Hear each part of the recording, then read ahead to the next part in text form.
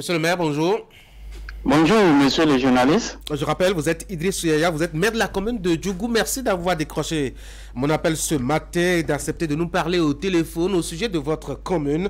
Monsieur le maire, la semaine écoulée, la presse rapportait des dégâts importants suite à des inondations dans votre commune. Monsieur le maire, lors de nos échanges hier, vous aviez dit que ce n'était pas des images de votre commune, quand bien même Djougou est bien exposé aux affres des inondations. Alors, quelle est la réalité réellement au niveau de Djougou? Ok, merci encore une fois. Bonjour. Effectivement, les images qui ont circulé la semaine passée plutôt concernent la commune de Tchaoro, plus précisément Betero. Cela veut dire que ce n'est pas exactement, quand bien même on est frontalier avec Betero, mais ce n'est pas la commune de Djougou. Cependant, on peut signaler qu'il y a eu de très fortes pluies dans la commune, mais les dégâts ne sont pas à l'ampleur de ce qu'on a vu dans la commune de Betero. Alors, mes informations établissent quand même qu'il y a des champs de culture qui sont inondés précisément à Djougou. Alors, quel est le niveau ou quel est l'état des lieux actuels liés justement aux inondations de la commune de Djougou? Oui, effectivement, bon, vous savez, en de pareilles circonstances, ceux qui ont fait leur champ dans les lits des fleuves, une fois que les fleuves sont en creux, donc c'est normal que cela emporte leur culture. Mais comme je le dis, ce n'est pas à l'ampleur de ce qu'on a vu à la télé par rapport à la commune de Betero. C'est ça. Alors, la saison des pluies, c'est quand même... nous sommes à la moitié de sa durée traditionnelle actuellement. Faut-il craindre davantage de dégâts à Djougou? Oui, il faut avouer que nous sommes habitués à ce genre de choses. Donc, dès le début de la saison des pluies, nous avons pris des dispositions pour, en tout cas, essayer de minimiser les dégâts qui vont se produire. C'est dans ce sens que, dès le début, nous avons demandé créer une délégation qui est dirigée par le chef service de protection civile dans tous les arrondissements, qui a sillonné tous les arrondissements pour, d'une part, sensibiliser les agriculteurs afin qu'ils évitent de faire leur culture dans les lits des fleuves et des bassins. Et d'autre part, de sensibiliser également les parents pour qu'ils empêchent les enfants d'aller nager, en tout cas de s'approcher des retenues d'eau et des fleuves en crue. Donc, ces deux effets conjugués ont fait que, bon, on n'a pas eu tellement de dégâts pour le moment. Et on espère qu'on n'en aura pas. C'est ça. Monsieur le maire, avant les inondations, il y a quand même l'assainissement qui est un véritable casse-tête dans cette commune qui est quand même l'une des grandes villes du Bénin. Comment comprendre qu'il est difficile d'arriver à bout de ce phénomène, surtout que l'incivisme est la raison essentielle qui bouche les caniveaux? Oui, effectivement, vous avez raison. Bon, comme vous l'avez dit, Djougou, c'est une grande ville. Donc, comme toute grande ville, on a toujours ces cas.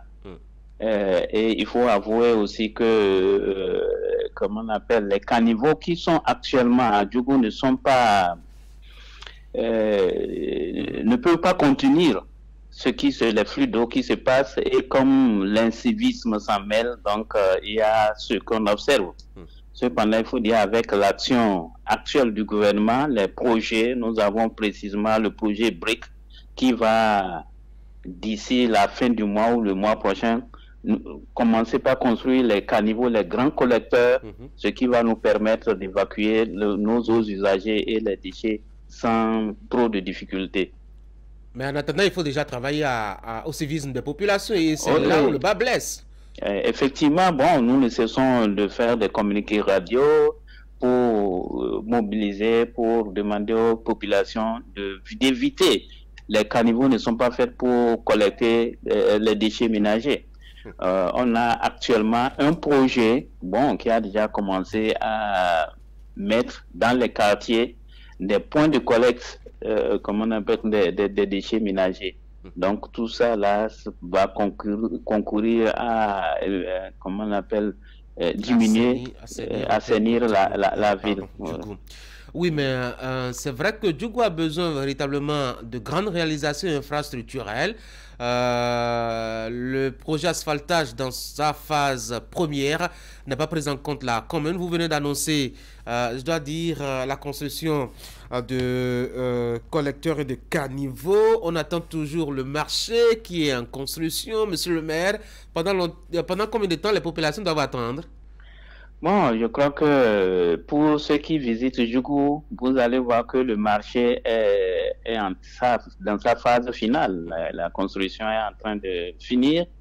En ce qui concerne l'asphaltage, vous avez vu dans les médias, on a publié les linéaires que Djougou va bénéficier. Et en ce que je sache, c'est que les entrepreneurs, les entreprises qui doivent faire cet asphaltage sont connus. Donc, on attend un début immédiat de l'asphaltage.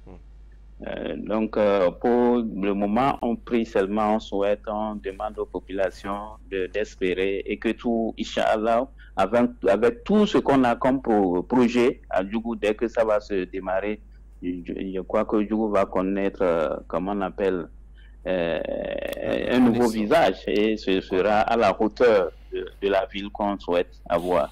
Alors, lundi, c'est la rentrée des classes. Les communes ont désormais la charge de gérer notamment les écoles primaires. Monsieur le maire, est-ce que Djougou est prêt pour ouvrir ses classes dès lundi matin?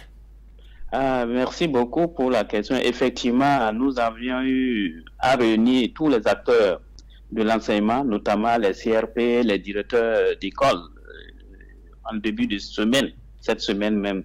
La question était de savoir quel est le niveau de préparation, qu'est-ce qu'ils attendent, qu'est-ce qui est fait, qu'est-ce qui reste à faire et qu'est-ce qu'ils attendent de la mairie.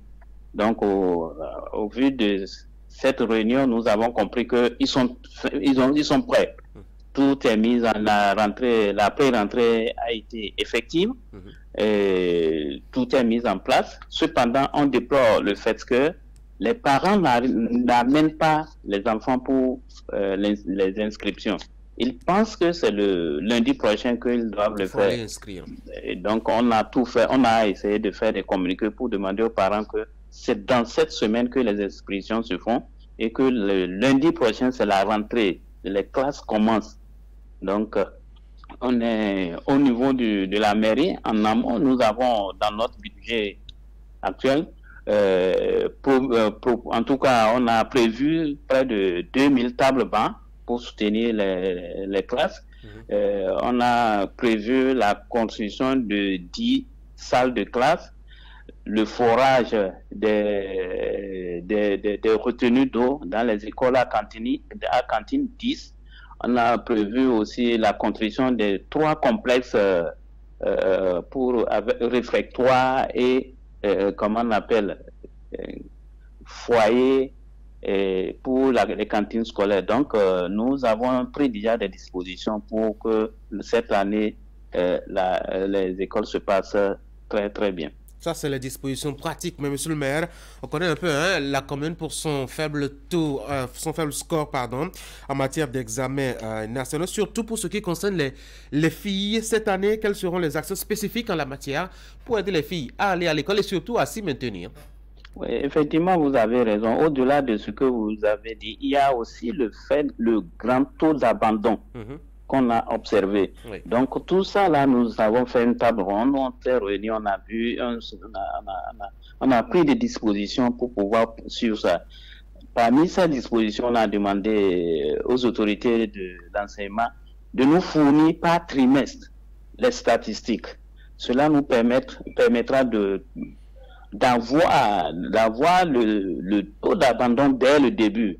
3 mois après la rentrée, on doit savoir si tous ceux qui ont commencé l'école sont toujours à l'école. S'ils ne sont pas, s'il y en a qui sont en rade, on a mis en place, on va demander au chef d'arrondissement, chef de quartier, pour aller voir les parents directement, pour les amener à obliger les enfants à revenir à l'école. Pour les résultats, bon, on a mis des systèmes d'incitation pour permettre aux enseignants de faire leur travail, bon, avec un peu d'incitation, je crois que ça ira. C'est ça. Idrissou Yaya, vous êtes le maire de la commune de Djougou. Merci d'avoir été en ligne. Est-ce que vous avez un mot pour conclure cet entretien? Oui, merci beaucoup. Bon, mon dernier mot, c'est j'exhorte, comme je l'avais déjà dit tantôt, les parents à aller enregistrer leurs enfants au cours de cette semaine de pré-rentrée. Il ne faut pas attendre la semaine prochaine pour dire que c'est la rentrée, on va amener les enfants. Non. C'est la période de pré-rentrée, là, c'est dans cette période qu'il faut faire enregistrer les parents. Et aux enseignants, je leur souhaite un bon début, une bonne rentrée, et que le Dieu le Tout-Puissant leur accorde la santé pour pouvoir assumer leurs tâches. Monsieur le maire, merci beaucoup. Merci. Passez une très bonne journée à Djougou. Merci beaucoup. Retour à Cotonou, mesdames et messieurs, c'était le maire de la commune de Djougou, Idrissou Yaya, qui nous entretenait au sujet de l'actualité de sa commune. On va faire la transition, on va recevoir notre invité ce matin.